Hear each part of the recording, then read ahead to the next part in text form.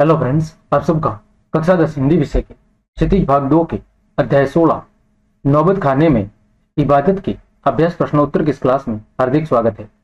हमने आपके हिंदी विषय के क्षितिज भाग 2 के अध्याय 1 से लेकर 15 तक सभी चैप्टर्स के अभ्यास प्रश्न बहुत अच्छे से सॉल्व करा दिए हैं। वो सब क्लासेस आप चैनल की प्लेलिस्ट पर जाकर आराम से देख सकते हो। इस क्लास में हम बात कर रहे हैं अध्याय 16 के अभ्यास प्रश्नों की। तो चलिए क्लास शुरू करते हैं। देखें, पहला प्रश्न दिया गया है कि शहनाई की दुनिया में डुमराव को क्यों याद किया जाता है। शहनाई की दुनिया में डुमराव, जो कि एक गांव या जगह का नाम है, उसको क्यों याद किया जाता है, इसके पीछे का कारण क्या है। तो देखें, मशहूर शहनाई वादक बिस्मिल्लाह खां, आप सबने पढ़ा भी होगा, इनके बारे में सुना भी होगा। तो मशहूर शहनाई वादक जो बिस्मिल्लाह खां है, उनका जन्म कहाँ हुआ था? डुमराव गांव में ही हुआ था। उनका जन्म कहाँ हुआ था? डुमराव गांव में ही हुआ था। इसके अलावा शहनाई बजाने के लिए किसका प्रयोग किया जाता है? रीड का प्रयोग करते हैं। किसका? रीड का प्रयोग करते हैं। रीड अंदर से क्या होती है? पोली होती है, जिसके सहारे शहनाई को क्या कहा जाता है? शहनाई को फूंका जाता है, यानी शहनाई के अंदर फूंक मारी जाती है। रीड किससे बनाई जाती है? नरकट से। और ये नरकट, जो कि एक प्रकार की लकड़ी है, वो कहां पर मिलती है? वो डुमराव में मुख्यतः सोन नदी के किनारे पर पाई जाती है। इसी कारण से शहनाई की दुनिया में किसका? डुमराव गांव का या डुमराव जगह का बहुत बड़ा महत्व है। और इसी कारण से शहनाई की दुनिया में डुमराव गांव को हमेशा याद किया जाता है। ठीक, ये आपका पहला प्रश्न। आगे बढ़ते हैं प्रश्न संख्या 2 की ओर। दिया गया है, बिस्मिल्लाह खां को शहनाई की मंगल ध्वनि का नायक क्यों कहा गया है? बिस्मिल्लाह खां को शहनाई की मंगल ध्वनि का नायक या शहनाई का जादूगर क्यों कहा जाता है? इसके पीछे कारण क्या है? तो देखें, उत्तर क्या होगा कि शहनाई एक ऐसा वाद्य है जिसे मांगलिक अवसरों पर ही बजाया जाता है। कब? केवल मांगलिक यानी शुभ अवसर पर बजाया जाता है। क्या किया जाता है? केवल शुभ अवसरों पर ही बजाया जाता है। उस्ताद बिस्मिल्लाह खां शहनाई वादन के क्षेत्र में अद्वितीय स्थान रखते हैं, यानी उनका शहनाई वादन के क्षेत्र में आज तक उनका किसी से मुकाबला नहीं हुआ, यानी कि आज तक कोई उनके मुकाबले या टक्कर का नहीं मिला जो उनसे बेहतर शहनाई बजा सकता है। इन्हीं कारणों की वजह से बिस्मिल्लाह खां को शहनाई की मंगल ध्वनि का क्या कहा जाता है? नायक कहा गया है। ठीक है, इसी कारण से जो बिस्मिल्लाह खां है, उनको शहनाई की मंगल ध्वनि का नायक कहा गया है, क्योंकि वो शहनाई वादन के प्रखंड क्या थे? ज्ञाता थे। उनके जैसा आज तक कोई शहनाई वादक पैदा नहीं हुआ। इसी कारण से इन्हें शहनाई का जादूगर भी कहा जाता है। अगला प्रश्न, प्रश्न संख्या 3। सुशिर वाद्यों से क्या अभिप्राय है और शहनाई को सुशिर वाद्यों में शाह की उपाधि क्यों दी गई होगी? पहला है, सुशिर वाद्य क्या होते हैं? तो सुशिर वाद्यों का मतलब उन वाद्य यंत्रों से है जिन्हें फूंक मार के बजाया जाता है। जिन्हें फूंक मार के बजाया जाता है, यानी ऐसे सारे वाद्य यंत्र जिन्हें फूंक मारकर बजाया जाता है, उन्हें सुशिर वाद्य यंत्र कहा जाता है। तो शहनाई एक अत्यंत ही मधुर स्वर उत्पन्न करने वाला क्या है? वाद्य यंत्र है। फूंक कर बजाए जाने वाले वाद्यों में कोई भी वाद्य ऐसा नहीं है जिसके स्वर में इतनी क्या हो? मधुरता हो।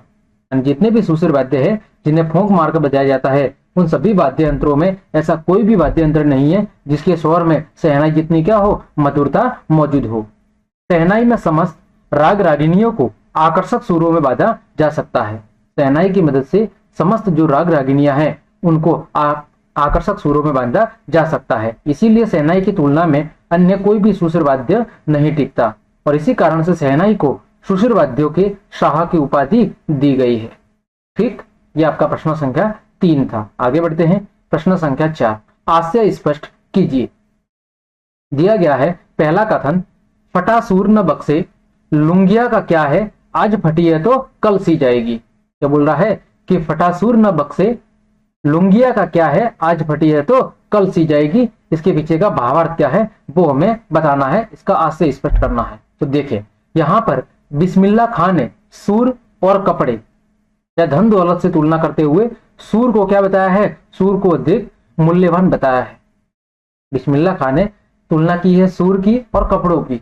तो उन्होंने सूर और कपड़ों के बीच जब तुलना की, तो उन्होंने सूर को कपड़ों की तुलना में बहुत अधिक मूल्यवान बताया है। उन्होंने क्या कारण दिया कि यदि कपड़ा एक बार फट जाए तो दोबारा सिल देने से क्या हो सकता है, ठीक हो सकता है, परंतु किसी का फटा हुआ सूर कभी भी ठीक नहीं हो सकता। और उनकी पहचान सूरों से ही थी, इसीलिए वह ये प्रार्थना करते हैं कि ईश्वर उन्हें अच्छा कपड़ा अर्थात धन दौलत दे या न दे, लेकिन हमेशा उसे क्या दे, उन्हें अच्छा सूर अवश्य दे। ठीक, तो यहाँ पर इन पंक्तियों के माध्यम से सूर और कपड़े की तुलना की गई है, जहां पर सूर को महान बताया गया है। आगे बढ़ते हैं। अगला कथन दिया गया है कि मेरे मालिक सूर बख्श दे, सूर में वह तासीर पैदा कर कि आंखों से सच्चे मोती की तरह अनगढ़ आंसू निकल आए। इन पंक्ति का भावार्थ क्या है वो समझे। तो बिस्मिल्लाह खां पांचों वक्त नमाज के बाद खुदा से सच्चा सूर पाने की क्या करते थे, प्रार्थना करते थे। बिस्मिल्लाह खां दिन में 5 बार नमाज पढ़ने के बाद, है ना, खुदा से सच्चे मन से यही प्रार्थना करते थे कि उन्हें क्या मिले, उन्हें सच्चा सूर मिले। वे खुदा से कहते थे कि उन्हें इतना प्रभावशाली सूर या सच्चा सूर दे और उनके सूरों में दिल को छूने वाले क्या दे दे, ताकत बख्शे। उनके सहनाई के स्वर आत्मा तक क्या करे, प्रवेश करे और उसे सुनने वालों की आंखों से सच्चे मोती की तरह क्या निकल आए, सच्चे मोती की तरह आंसू निकल आए।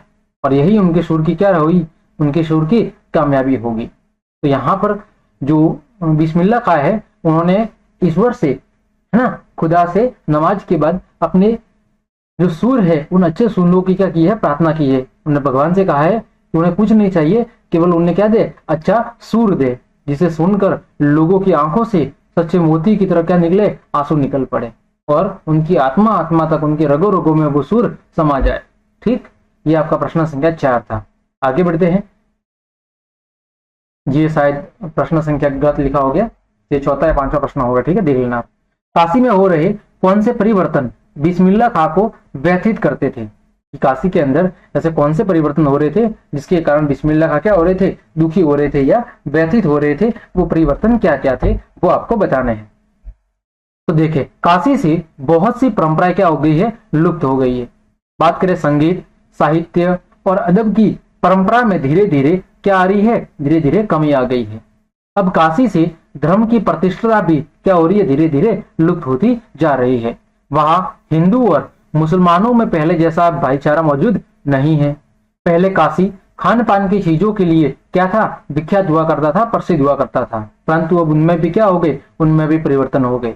काशी की इन सभी लुप्त होती परंपराओं के कारण बिस्मिल्लाह खां क्या है, बिस्मिल्लाह खां व्यथित या दुखी थे। यानी काशी के अंदर पहले जैसी चीजें नहीं रही है, अब सारी चीजें धीरे धीरे बदल रही थी या बदल गई थी।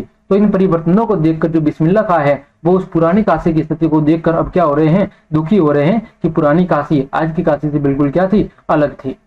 आगे प्रश्न संख्या 6 देखें, दिया गया है कि पाठ में आए किन प्रसंगों के आधार पर आप कह सकते हैं कि पहला कथन है बिस्मिल्लाह खां मिली जुली संस्कृति के प्रतीक थे। पहला, इसका आपको आधार देना है, इसका प्रसंग बताना है। और दूसरा, वे वास्तविक अर्थों में एक सच्चे इंसान थे। तो ये जो कथन दिए गए हैं ये अध्याय की किन पंक्तियों या प्रसंगों से स्पष्ट होते हैं ये आपको बताना है। तो देखें, पहला कथन है बिस्मिल्लाह खां मिली जुली संस्कृति के प्रतीक थे। तो इससे संबंधित जो अध्याय में प्रसंग दिया हुआ है जिससे हमें ये पता चलता है कि भाई बिस्मिल्लाह खां मिली जुली संस्कृति के प्रतीक थे या ना थे, वो पंक्तियां कौन सी है। देखें, तो चैप्टर में दिया गया है कि बिस्मिल्लाह खां मिली जुली संस्कृति के क्या थे, प्रतीक थे। क्यों थे वो समझे। उनका धर्म क्या था, मुस्लिम था, और मुस्लिम धर्म के प्रति उनकी सच्ची क्या थी, आस्था थी, परंतु वे हिंदू धर्म का भी क्या करते थे, सम्मान करते थे। मुहर्रम के महीने में 8वीं तारीख के दिन बिस्मिल्लाह खां खड़े होकर शहनाई बजाते थे और दाल मंडी में फातमान के करीब 8 किलोमीटर की दूरी तक पैदल रोते हुए क्या बजाते थे, नोहा बजाते हुए जाते थे। इसी तरह उनकी श्रद्धा काशी विश्वनाथ जी के प्रति थी। जितनी श्रद्धा वो अपने मुस्लिम धर्म के प्रति रखते थे उतनी ही उनकी श्रद्धा काशी विश्वनाथ जी के प्रति भी थी। वे जब भी काशी से बाहर जाते तब विश्वनाथ व बालाजी मंदिर की दिशा की ओर मुंह करके क्या करते थे, बैठते थे और उसी ओर शहनाई क्या करते थे, बजाते थे। वे अक्सर कहा करते थे कि काशी छोड़कर कहां जाए, गंगा मैया यहाँ, बाबा विश्वनाथ यहाँ। और आगे देखो क्या लिखा हुआ है, यहाँ बालाजी का मंदिर यहाँ, मरते दम तक यह न शहनाई छूटेगी न काशी। तो इन प्रसंगों के आधार पर हम कह सकते हैं कि जो बिस्मिल्लाह खां थे वो मिली जुली संस्कृति के क्या थे, प्रतीक थे। दूसरा कथन दिया हुआ था कि बिस्मिल्लाह खां एक सच्चे इंसान थे। वो कैसे हैं, उसके पीछे की हम प्रसंग को जानते हैं। तो देखिए, बिस्मिल्लाह खां एक सच्चे इंसान थे। क्यों? वे धर्मों से अधिक मानवता को क्या देते थे? महत्व देते थे। वे हिंदू मुस्लिम में कोई अंतर नहीं समझते थे, बल्कि वे धर्म की बजाय मानवता को अधिक महत्व देते थे। हिंदू तथा मुस्लिम धर्म दोनों का ही वो क्या करते थे? सम्मान करते थे। भारत रत्न से सम्मानित होने पर भी उनमें घमंड जरा से भी नहीं था, और दौलत से अधिक सुर उनके लिए क्या था? जरूरी था। तो इन प्रसंगों या पंक्तियों का धर्म कह सकते हैं कि बिस्मिल्लाह क्या थे? बिस्मिल्लाह खां एक सच्चे इंसान थे। ठीक, आगे प्रश्न संख्या 7 होगा ये। ठीक, कौन सा? 7 दिया गया है कि बिस्मिल्लाह खां के जीवन से जुड़ी उन घटनाओं और व्यक्तियों का उल्लेख करें जिन्होंने उनकी संगीत साधना को क्या किया? समृद्ध किया। यानी कि ऐसे कौन से व्यक्ति, ऐसी कौन सी घटनाएं थी जिन्होंने बिस्मिल्लाह खां की जो संगीत साधना है उसको और ज्यादा समृद्ध किया या और ज्यादा प्रसिद्ध किया। तो देखें, बिस्मिल्लाह खां के जीवन में कुछ ऐसे व्यक्ति और कुछ ऐसी घटनाएं थी जिन्होंने उनकी संगीत साधना को क्या किया? प्रेरित किया। वो घटना या व्यक्ति कौन थे? उनके बारे में पढ़ते हैं। पहला, बालाजी मंदिर तक जाने का रास्ता रसूलन बाई और बतुलन बाई के यहां से होकर जाता था। इन्हीं रास्ते से कभी ठुमरी, कभी टप्पे, कभी दादरा की आवाजें आती थी। इन्हीं गायिका बहनों को सुनकर उनके मन में भी क्या जगी? संगीत की ललक जाग उठी। जिस रास्ते से होकर वो मंदिर जाते थे, उस मंदिर वाले रास्ते में कई सारी गायिकाओं के क्या थे? घर थे। तो जब उनसे उस संगीत की उन्हें ध्वनि सुनाई देती थी, तो उस ध्वनि को सुनकर उनके मन में भी संगीत की क्या जगी? लालसा जग उठी। दूसरा कथन, बिस्मिल्लाह खां जब सिर्फ 4 साल के थे तब छुपकर अपने नाना को शहनाई बजाते हुए क्या करते थे? वो सुनते थे। रियाज के बाद जब उनके नाना उठकर चले जाते थे, तब नाना वाली शहनाई पन बिस्मिल्लाह ढूंढते थे और उन्हीं की तरह शहनाई क्या करते थे? बजाने की कोशिश करते थे।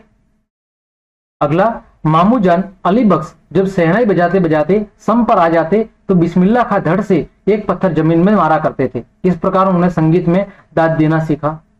अगला, बिस्मिल्लाह खां कुलसुम की कचौड़ी तलने की कला में भी संगीत का आरोह अवरोह देखा करते थे। अगला, बचपन में बालाजी मंदिर पर रोज शहनाई बजाते थे।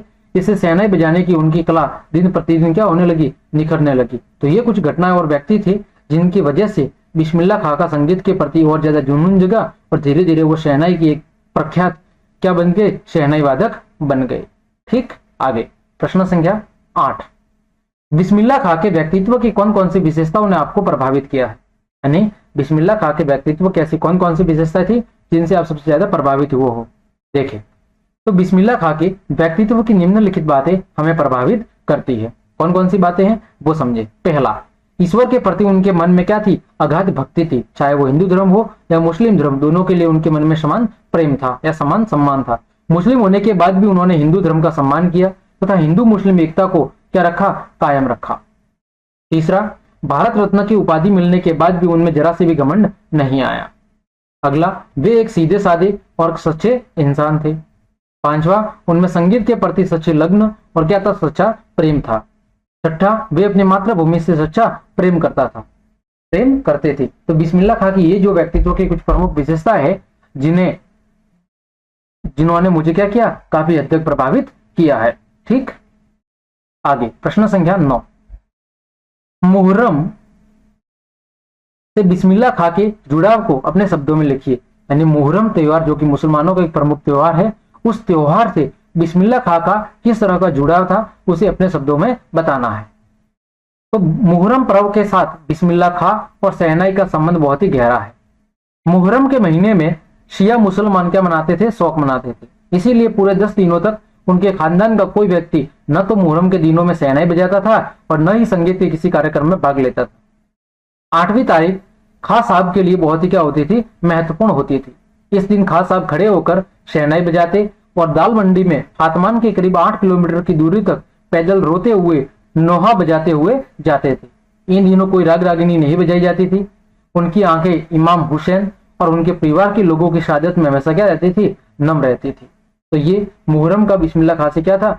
कनेक्शन है, जुड़ाव था। अगला प्रश्न संख्या 10, बिस्मिल्लाह खां कला के अनन्य उपासक थे? तर्क सहित उत्तर दीजिए कि बिस्मिल्लाह खां है वो कला के अन्य उपासक थे। तर्क सहित आपको उत्तर देना है। तो देखें, बिस्मिल्लाह खां भारत के सर्वश्रेष्ठ शहनाई वादक थे। वे अपनी कला के प्रति पूर्णता क्या थे? समर्पित थे। उन्होंने जीवन भर संगीत को संपूर्णता व एकाधिकार से सीखने की इच्छा को अपने अंदर क्या रखा, अपने अंदर हमेशा जिंदा रखा। वे अपने सुरों को कभी भी पूर्ण नहीं समझते थे, इसीलिए खुदा के सामने वे गिड़गिड़ा कर कहते कि मेरे मालिक एक सुर क्या कर दे, एक सुर बख्श दे। सुर में वह तासीर पैदा कर कि आंखों से स्वच्छ मोती की तरह अनगढ़ क्या निकल आए, अनगढ़ आंसू निकल आए। बिस्मिल्लाह खान ने कभी भी धन दौलत को पाने की इच्छा नहीं की, बल्कि उन्होंने संगीत को क्या माना, सर्वश्रेष्ठ माना। वे कहते थे कि मालिक से यही दुआ है कि फटा सुर न बख्शे, लुंगिया का क्या है, आज फटी है तो कल सी जाएगी। इससे पता चलता है कि बिस्मिल्लाह खां कला के क्या थे, अनन्य उपासक थे। उन्हें केवल संगीत की कला से मतलब था, उन्हें धन दौलत या दिखावे की दुनिया से कोई मतलब नहीं था। वे हमेशा उस संगीत की कला के क्या थे, पुजारी थे और उसी के गुणगान गाया करते थे। ठीक, आगे प्रश्न संख्या 11। भाषा अध्ययन के कुछ प्रश्न दिए गए हैं, देखें। दिया गया है निम्नलिखित मिश्र वाक्यों के उपवाक्य छांटकर भेद भी लिखिए। पहले जो मिश्र वाक्य दिए गए हैं इसमें उपवाक्य आपको छांटने हैं और फिर उसका भेद बताना है कि इसमें कौन सा भेद है। तो ये आपके सामने 5-6 कथन दिए गए हैं। चलिए बारी बारी से हम इनमें उपवाक्य को देखते हैं, उनके भेद बताते हैं। देखें, पहला कथन, शहनाई और डुमराव एक दूसरे के क्या है, उपयोगी है। ये पहले कथन के अंदर क्या है, उपवाक्य है। इसमें इसका भेद क्या है, तो संज्ञा आश्रित उपवाक्य है। कौन सा है ये उपवाक्य, संज्ञा आश्रित यानी संज्ञा पर आधारित है। दूसरे जो कथन है उसमें जिसके सहारे शहनाई को फूंका जाता है ये उपवाक्य है और ये विशेषण आश्रित उपवाक्य है। तीसरे कथन में जो डुमराव में मुख्यतः सोन नदी के किनारों पर पाई जाती है ये उपवाक्य है और इसमें भी विशेषण आश्रित उपवाक्य है। अगला कथन चौथे में, कभी खुदा यूं ही उन पर मेहरबान होगा, कभी खुदा यूं ही उन पर मेहरबान होगा, तो ये उपवाक्य है और इसका भेद कौन सा है, तो संज्ञा आश्रित उपवाक्य है। पांचवें कथन में उपवाक्य है जिसकी गमक उसी में समाई है, का भेद कौन सा है, विशेषण आश्रित उपवाक्य। छठा कथन, पूरे 80 बरस उन्होंने संगीत को संपूर्णता व एकाधिकार से सीखने की जिज्ञासा को हमने अपने भीतर हमेशा क्या रखा, जिंदा रखा। तो इस उपवाक्य में कौन सा उपवाक्य का प्रकार है, संज्ञा आश्रित उपवाक्य। ठीक है, तो ये आपका भाषा अध्ययन का पहला प्रश्न था जिसमें हमने क्या किया, मिश्रित वाक्य से उपवाक्यों को अलग किया और उसके प्रकार बताए, इसमें कौन सा भेद या प्रकार मौजूद है। आगे प्रश्न संख्या 12, निम्नलिखित वाक्यों को मिश्रित वाक्यों में बदलिए। ये कुछ वाक्य दिए गए हैं जो साधारण और संयुक्त वाक्य है, इनको आपको मिश्रित वाक्यों में बदलना है। तो देखें उत्तर क्या होगा। पहले वाक्य का मिश्रित वाक्य होगा कि यह वही बाल सुलभ हंसी है जिसमें कई यादें क्या है, बंद है। दूसरे वाक्य का मिश्रित वाक्य, काशी में संगीत का आयोजन होता है जो कि एक प्राचीन और अद्भुत परंपरा है।